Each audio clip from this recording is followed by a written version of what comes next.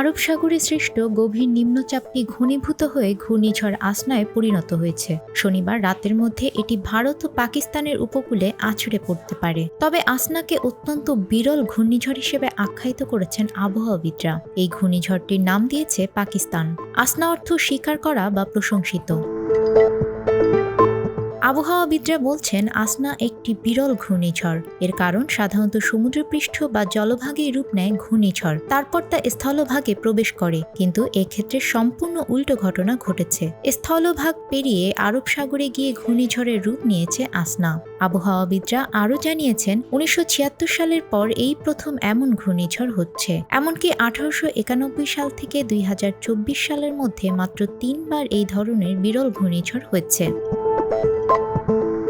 অন্যদিকে সাধারণত জুলাই থেকে সেপ্টেম্বর মাসে আরব সাগরের তাপমাত্রা 26 ডিগ্রি থাকে, যা নিম্নচাপ বা ঘূর্ণিঝড় তৈরির অনুকূল পরিবেশ নয়। কিন্তু বিরল এই ঘটনায় আরব সাগরেই তৈরি হয়েছে ঘূর্ণিঝড়টি। ভারতীয় আবহাওয়া দপ্তর জানিয়েছে শুক্রবার সকালে গুজরাটের কচ্ছ উপকূলে তৈরি হয় ঘূর্ণিঝড়টি। এর প্রভাবে কচ্ছ উপকূল পাকিস্তানের কিছু অংশে গভীর নিম্নচাপ তৈরি হয়েছে। এর আগে 1976 সালে যে বিরল ঘূর্ণিঝড় হয়েছিল তা ওড়িশায় তৈরি হয়ে পশ্চিম উত্তর পশ্চিমে আরব সাগরে প্রবেশ করে এবং ধীরে ধীরে ওমানের উপকূলে গিয়ে দুর্বল হয়ে যায়।